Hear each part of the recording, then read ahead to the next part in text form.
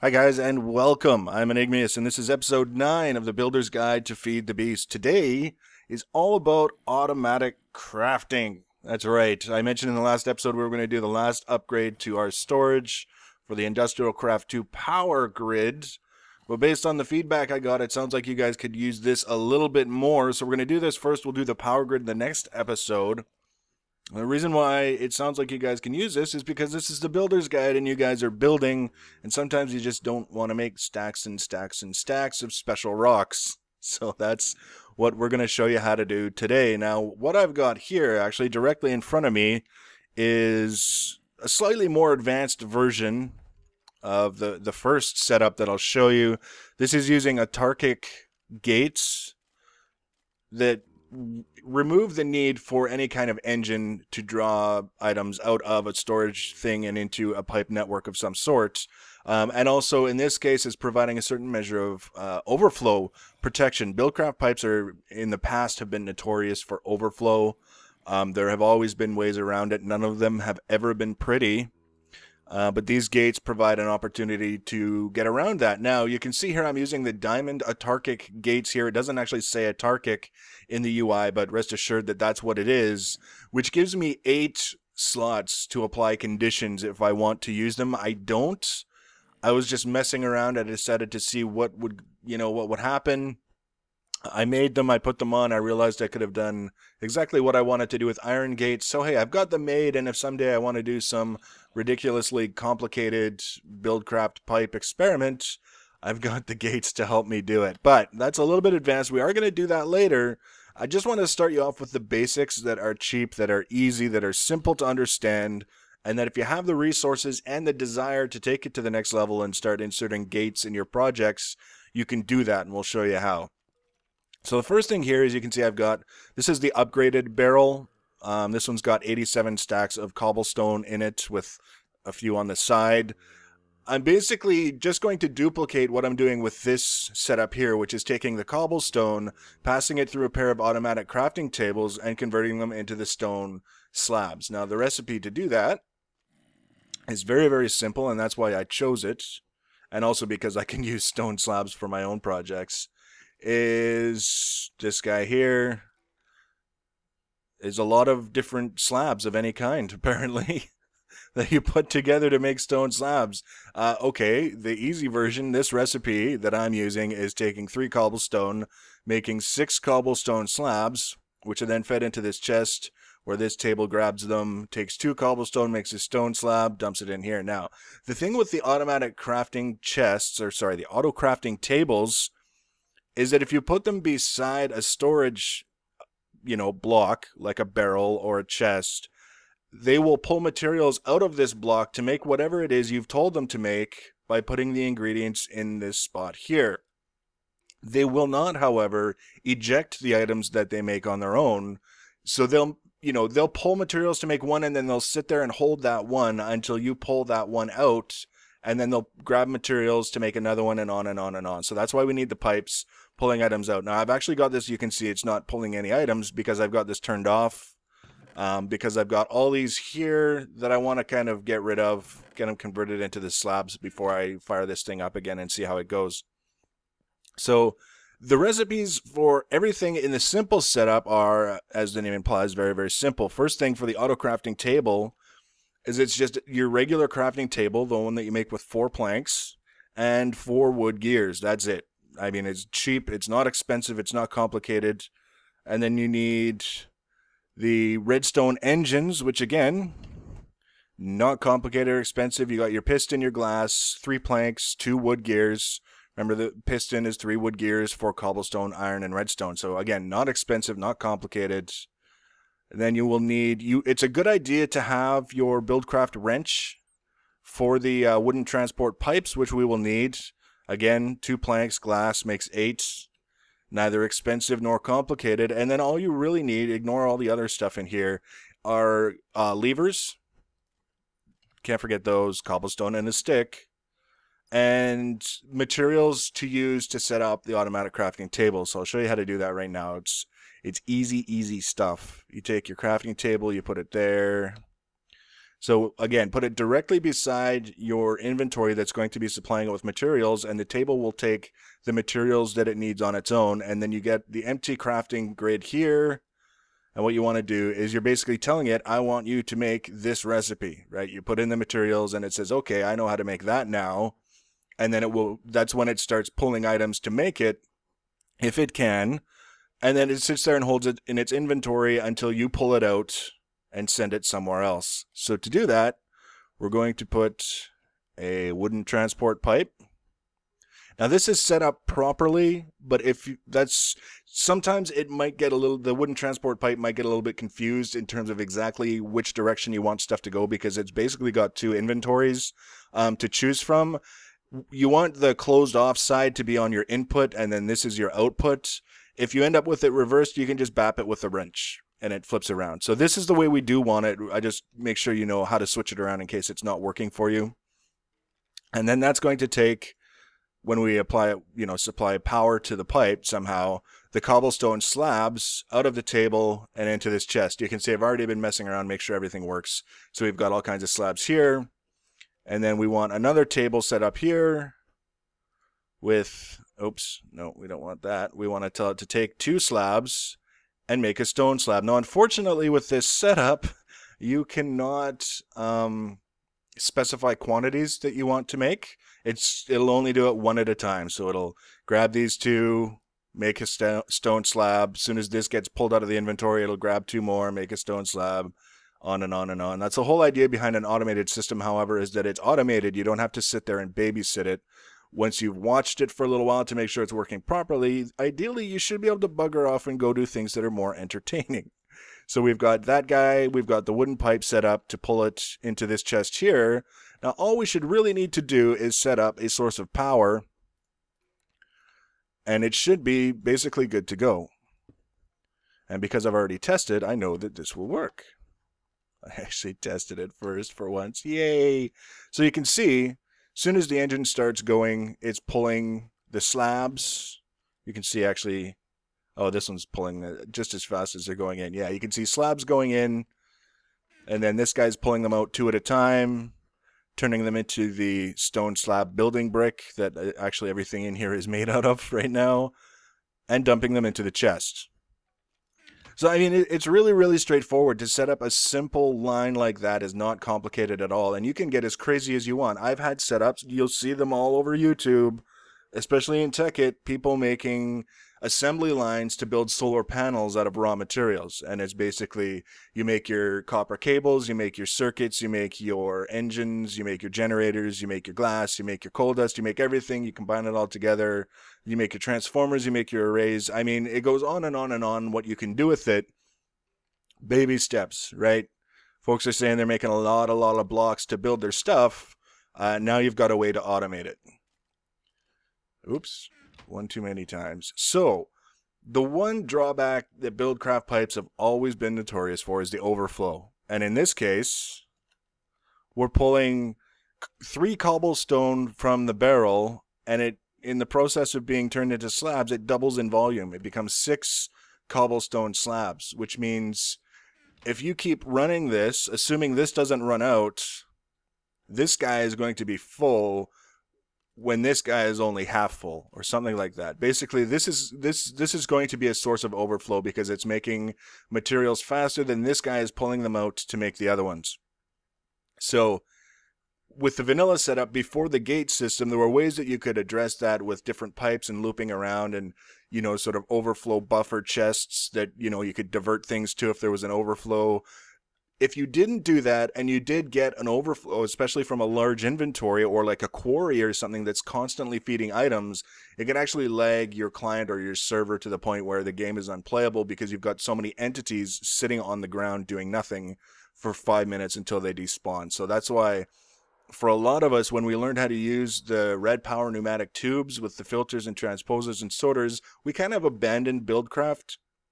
Now, with the latest version, the one that we've got with Feed the Beast, we get the gates, which allow us a little, slightly better overflow protection that we can apply, and also replaces the need for redstone engines if you want to in the form of Autarchic Gates, which those are the guys. Now, we're going to head over and make a couple of iron Autarchic Gates, actually just one, because I already made one. And I'll show you how to make them. I will show you what you need to make them, the machines and the goodies, and then we'll come back here and we'll see what it does to the setup when we use gates instead of redstone engines to control what's going on. So, we need our lasers. And we need those ones up there. Now this is kind of an expensive setup. I was looking at it. You need 5 diamonds to make this assembly table, amongst other things. Actually, let's pull up the recipe for it. But if you're wanting to take that next step into slightly more complex automatic assembly and you're wanting to do it the Buildcraft way, this is really your only option. So here's your assembly table. It's 6 obsidian, a redstone, a diamond, and a diamond gear. Now, if you remember in a previous episode, I was talking about the gears and how it starts out. You have to make a wood gear, you upgrade it to a stone gear, then to an iron gear, then to a gold gear, then to a diamond gear. You have to go through each layer of progression in order to make this. So it's 4 diamonds, 4 gold, 4 iron, 4 cobblestone, and the 4 sticks for the gear to make the assembly table. So it's not necessarily cheap. But again, if you're swimming in diamonds, you've been having, good success there, by all means, it's something you might want to consider. We've also got the lasers themselves, which are sort of like engines in that they provide the power to the crafting device here. Those require, I believe, 2 diamonds each. The more lasers you have, the faster it will work. And I think there's a limit, like certain things you have to have a certain number of lasers, like diamond gates. I think you need a minimum of 5 lasers. But in this case, 1 laser is 2 diamonds, obsidian, 5 redstone. So if you're wanting like 5 lasers, it's going to cost you 10 diamonds total to make your lasers. In this case, I've got 13 lasers. The rule with the lasers is that in order for them to apply power to the table, they have to be within 4 blocks of the table. So this room was specifically designed so either table would get the benefit of all of the lasers. I still haven't used this one. I still haven't used the assembly workbench. I don't even know if I ever will, but the assembly table we will use. Now the first thing we need to do is make 2 iron chipsets. Now it's a minor gripe. You can see redstone iron chipset. I've already made one with this recipe. You'll notice that it didn't even wait for confirmation. It just said, okay, I'm going to make it because that's what you made last time. I kind of wish it would just wait. Let me confirm. In this case, it's not a big deal. It's making exactly what I wanted it to, so I'll cry some other time about it. Now, with this table, also, when it finishes something, if you have a chest directly next to it, it plunks the item that it just made into the chest. If you don't have a chest directly next to it, it just plops it onto the floor. So you need to be aware of that and not wander away if you haven't set it up with a chest. Otherwise, you're going to be coming back to a whole big pile of nothing. It'll all despawn, and you'll be sad. So basically, let's look at the iron and... There's 2 versions. The iron AND gate, which basically is only going to control the flow of items through it. So if the conditions in the gate are met, it'll let things through. If they're not met, it'll stop items from flowing through beyond to any other point further in the network. The Autarchic Iron AND gate is the one that acts as, in addition to the control of the flow of items, also acts as though it's its own redstone engine. So in order to make this, one thing that I had a little bit of difficulty trying to find the recipe. The first recipe it pulls up when you click on the Autarchic Iron AND Gate in Not Enough Items is the recipe to toggle it over to an OR gate, which is just this redstone chipset in shapeless, in a crafting bench, and it flips it over to the shenanigan, right? So if you had an OR gate and you wanted to make it an AND gate, that's what you would do. We don't want to do this. We actually need to make the gate before we can worry about toggling it, if that's what we wanted to do. So this is the one that we want. The Iron AND Gate will become the Autarchic Iron AND Gate when we put it back in the assembly table with a pulsating chipset and another redstone iron chipset. So what we need to make this guy is the redstone iron chipset and a red pipe wire. The red pipe wire is this. It's, again, in the assembly table. They're fast and relatively inexpensive to make. Iron, redstone, and rose red dye, which is gained from red flowers. You just put them in your crafting grid and it turns them into rose red dye. Trust me, you'll be using a lot of dyes once red power comes out. I'll see to it. So we want one of those. We want something like that. We want this guy in here, and we want that guy. And it's going to make the iron and gate. And again, because I already made one, it says, yeah, I know what you want. Don't worry, I'll just start making it. Thanks, guy. You're lucky this time. If it is doing that, and it is doing something that you don't want it to do, you can just click on the one that's got the little red outline and it will stop. But I just, you know, pet peeve. It's nothing major. It's not going to end the world. Go, go, go. Let's look at the lasers. The lasers will change color depending on how much power they're providing, which is a reflection of how much power they're receiving. Now, I've got these guys, as you've already seen, connected to a redstone energy cell with 500,000 Minecraft joules in it. So they're going all the way to full power instantly, pretty much, or, you know, pretty close to instantly. If you're running them off engines, or if you don't have quite enough power to keep them going, they go red if they're just getting barely enough power to function. Yellow means they get a little bit more, green a little bit more, and blue means they're full power. So those guys are gone, popped into here. So we've got our iron and gate. So this is more advanced. If you're wanting to put in the effort to make it happen, go for it. It's not fast. It's not cheap. But if you're liking the Buildcraft pipes, or you're chomping at the bit to get a little bit more complicated automatic crafting system set up before red power comes out, then this is it. Almost there. We are so close. We're gonna have two of them. They'll be like twins. Best friends forever. There we go. The AND gates. The Autarchic Iron AND Gates. Then back down to this shenanigan we go. So the first thing we need to do, we're going to pop our redstone engines out. I think I can do this with... No. Alright, so now if you want to apply a gate... Do these even stack? Yeah, they do. Good. To apply a gate, you just go to the pipe that you want to apply it to and right-click with the gate in your hand.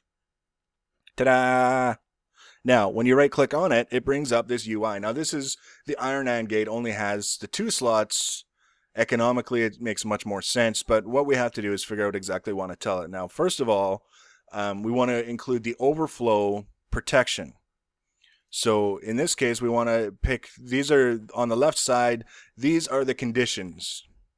We're going to say we want it, you just left click and it swaps it around. We want it so that it will only go if there's space in the inventory. Now you can see here, it's got this little red squiggle of the redstone, which says this is currently true. There is space in that gold chest. And so if there is space, we want it to receive the energy pulsar. Now this is an AND gate.